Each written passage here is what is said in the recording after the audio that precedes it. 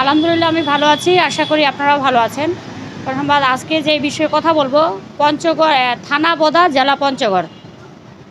সেই জায়গায় যৌতুকের এত হার, যৌতুকের কারণে 3টি মেয়ের জীবন দিয়েছে এবং যৌতুকের কারণে জামাই মারা যাচ্ছে, বউ মারা যাচ্ছে। যৌতুক আর বাল্যবিয়ে এই দুইটা জিনিস বন্ধ হচ্ছে না। পুলিশ প্রশাসন, ডিসি, এসপি সকলের উদ্দেশ্যে বলি, আপনারা সরকারি বেতন খাচ্ছেন, এই দুইটা জিনিস যদি বন্ধ করেন বা দেখেন, তাহলে কিন্তু মানুষের প্রাণ যাচ্ছে না। 14 থেকে 13 বছরের মেয়েদের বিয়ে দিচ্ছে, আর যৌতুক একটা ভ্যান চালা যৌতুক পায় 5 থেকে 6 লাখ টাকা। যৌতুকটার হার এত বেড়ে গেছে, যৌতুক না দেওয়ার কারণে 6 মাস বিয়ে হওয়ার পরে মেয়েকে এনে বাবার বাড়িতে রাখতেছে। এবং চেয়ারম্যান আছে, চেয়ারম্যানের মেয়েকেও যৌতুক দিচ্ছে, পুলিশের মেয়ে বিয়ে দিচ্ছে, সেটাও যৌতুক দিচ্ছে।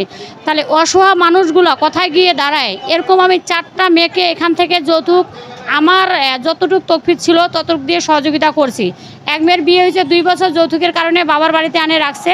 সেখানে আমি দিয়েছি 60,000 টাকার একটা সেলাই মেশিন দিয়ে আমি সংসারটাতে করে মিলিয়ে দিয়ে আসছি।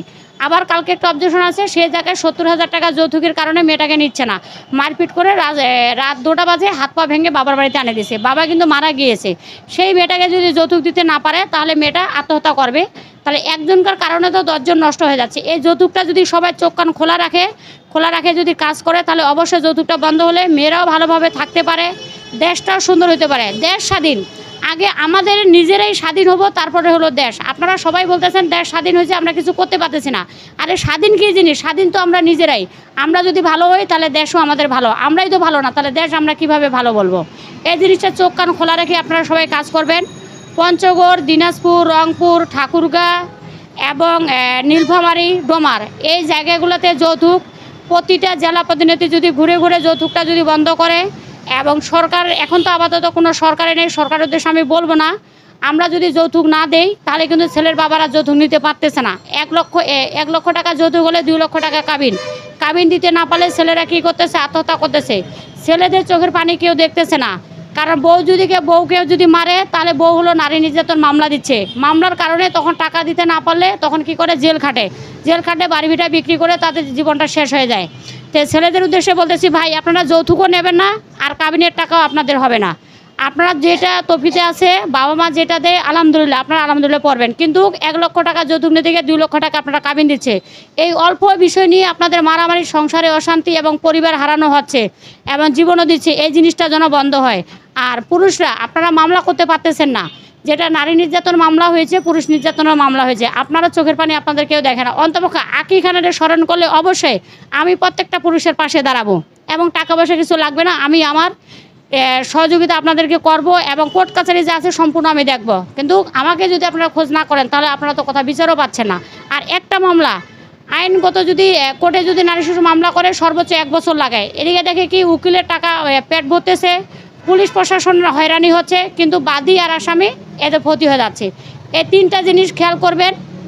ছোটোখাটো বিষয় নিয়ে কোর্টে মামলা করবেন না।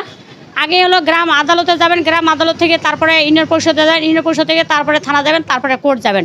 ছোটোখাটো বিষয় নিয়ে আপনারা ডাইরেক্ট কোর্টে গিয়ে মামলা করতেছেন কেন? কোর্টে গেলে উকিলের পেট ভরতেছে, এই জিনিসটা যেন না হয়।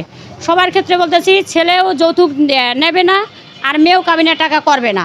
এই কাবিন আর যৌতুক, এই দুইটা নিয়ে মারামারি। এই মাসে 4 থেকে 5 জন জীবন দিয়েছে এই যৌতুকের কারণে। 2টা বিয়ে ভেঙে গিয়েছে।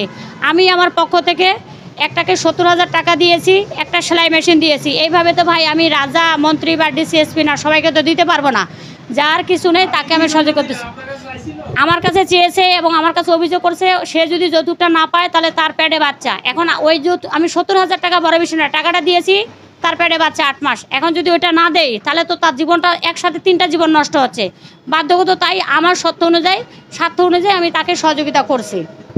আমরা দেখতে পাচ্ছি যে যেখানে যৌতুক নাই, সেখানে মেয়েরা এইটা সারি ওইটার কাছে যাচ্ছে, ওইটা সারি ওইটার কাছে যাচ্ছে। আর যৌতুক থাকার কারণে অনেক সময় মেয়েরা হাজারের কারণে ওইখানে থেমে থাকে। তার মানে একটা না, এটা কি হিসেবে আমি বলি, আমাদের উত্তরবঙ্গ, মনে করেন যৌতুক যদি আপনার 70,000 টাকা, কাবিন করতেছে 5 লাখ টাকা, তাহলে কিছু ঝগড়াঝাটি হলে কাবিনের টাকার নারী নির্যাতন মামলা করলে এই কাবিনের টাকাটা দিতে বাধ্য। তখন জায়গা জমি বিক্রি করে দিলে তার তো শেষ সম্পর্কটুকু চলে গেল। তাহলে আমরা যৌতুকটা কেন নিব?